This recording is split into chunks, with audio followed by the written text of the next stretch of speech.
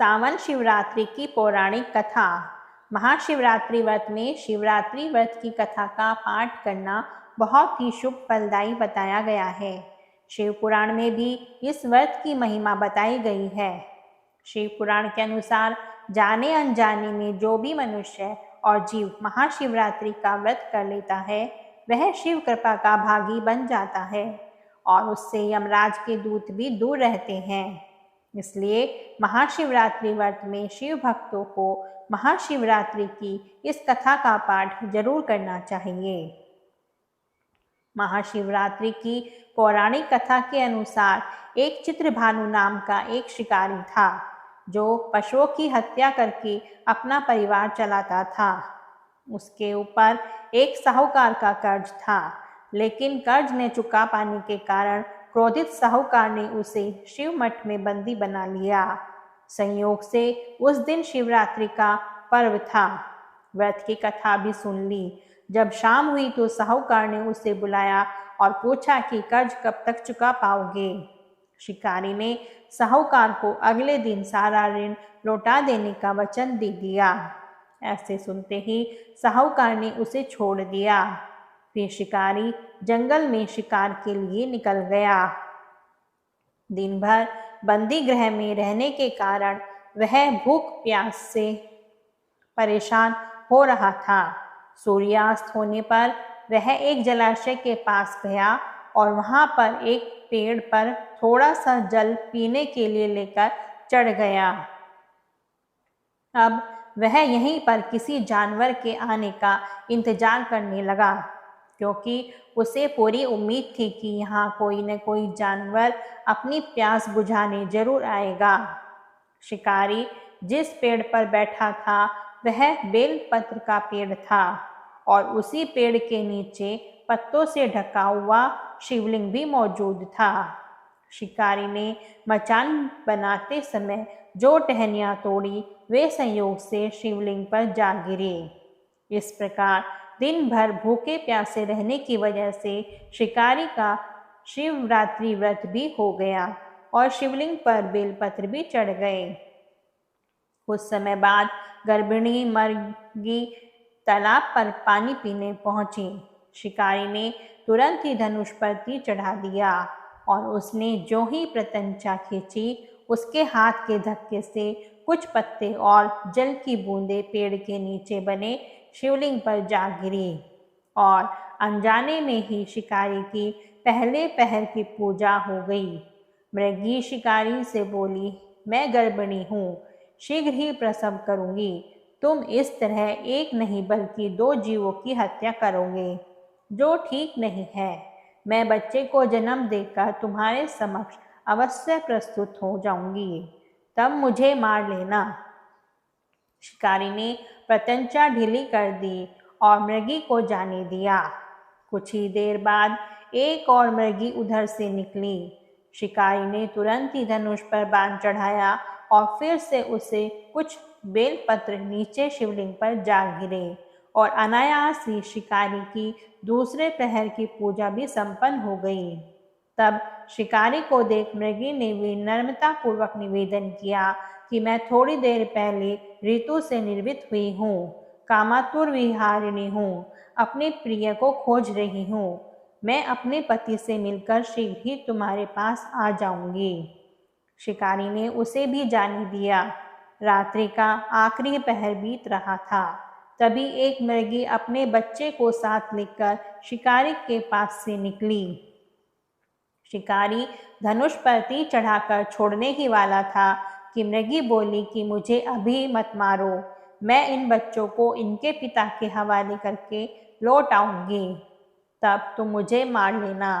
शिकारी हंसा और बोला, सामने आए शिकार को मैं कैसे छोड़ दूं? इससे पहले भी 2 शिकार हो चुका हूँ। मेरे बच्चे घर में भूख प्यास से तड़प रहे होंगे। इस पर मृगी ने कहा, जैसे तुम्हें तुम्हारे बच्चों की ममता सता रही है, ठीक वैसे ही मुझे मेरे बच्चों की फिक्र है। इसलिए सिर्फ बच्चों के नाम पर ही सही मुझे थोड़ी देर के लिए जीवन दान दे दो। मेरा विश्वास करो, मैं इन्हें इनके पिता के पास छोड़कर अवश्य वापस आऊंगी। मृगे का दीनवत स्वर सुनकर शिकारी उस पर दया आ गई और उसने उसे भी जाने दिया। शिकार न कर पाने से परेशान होकर शिकारी बेलपत्र तोड़ तोड़ कर नीचे फेंकता जा रहा था। इस तरह से उसके तीसरी प्रहर की पूजा भी स्वतः ही संपन्न हो गई। पौ फटने को थी और उसने एक हष्ट पुष्ट मर्ग को उसी रास्ते पर आते देखा। शिकारी ने सोच लिया था कि इस बार शिकार हाथ से नहीं जाने देगा। शिकारी की इतनी प्रशंसा देखकर मर्ग ने विनीत स्वर में बोला, भाई, यदि तुमने मेरे से पूर्व आने वाले 3 मृगियों और उनके बच्चों को मार डाला है तो मुझे भी तुरंत मार दो, ताकि मुझे उनके वियोग की पीड़ा न सहनी पड़े, क्योंकि मैं उन मृगियों का पति हूँ। यदि तुमने उन्हें जीवन दान दे दिया है तो मुझे भी कुछ पल के लिए जीवन देने की कृपा करो। मैं उनसे मिलकर तुम्हारे समक्ष उपस्थित हो जाऊंगा। मर्ग की बात सुनकर शिकारी ने सारी कथा मर्ग को सुना दी। तब मर्ग ने कहा कि तीनों पत्नियां जिस प्रकार प्रतिज्ञाबद्ध होकर गई हैं, वे मेरी मृत्यु से अपने धर्म का पालन नहीं कर पाएंगी। इसलिए जैसे तुमने उन पर विश्वास कर उन्हें छोड़ दिया, ठीक वैसे ही मुझे भी जाने दो। मैं उन सभी को लेकर तुम्हारे सामने शीघ्र ही उपस्थित हो जाऊंगा। उपवास, रात्रि जागरण और शिवलिंग पर बेलपत्र चढ़ाने से शिकारी का हिंसक हृदय अब निर्मल हो गया था। अब उसके हाथ से धनुष और बाण छूट गया और उसने उस मृग को भी जाने दिया। थोड़ी ही देर बाद वह मर्ग अपनी पत्नियों के साथ शिकारी के समक्ष उपस्थित हो गया, किंतु जंगली पशुओं की ऐसी सत्यता, सात्विकता और प्रेम भावना देखकर शिकारी को बड़ी ग्लानि हुई। उसके नेत्रों से आंसुओं की धारा बहने लगी।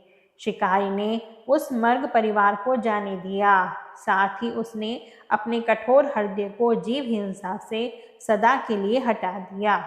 सुबह होते ही भगवान शिव शिकारी के समर्पण और पूजा से प्रसन्न हो गए। उन्होंने शिकारी को दर्शन दिए और कहा, हे शिकारी, तुमने अनजाने में ही मेरी पूजा की है और शिवरात्रि की रात जागरण किया है। मैं तुम्हारी भक्ति से प्रसन्न हूँ। तुम मुझसे कोई वरदान मांग सकते हो।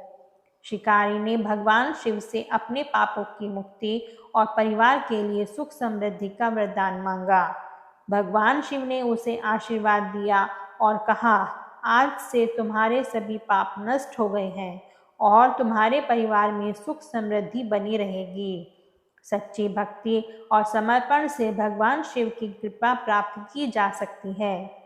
शिवरात्रि के दिन की गई पूजा अर्चना और जागरण से भगवान शिव अपने भक्तों पर विशेष कृपा बरसाते हैं और उनके जीवन में सुख, शांति और समृद्धि का वास होता है।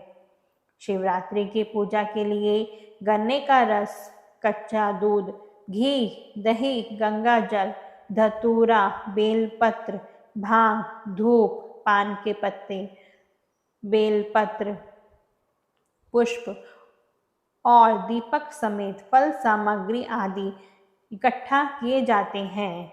महाशिवरात्रि पर शिवलिंग पर दूध या पानी से अभिषेक किया जाता है। इस दूध या पानी की कुछ बूंदें शहद की भी डाली जाती हैं। दोस्तों, अगर आपको यह कहानी पसंद आई हो तो इसको लाइक, शेयर और चैनल को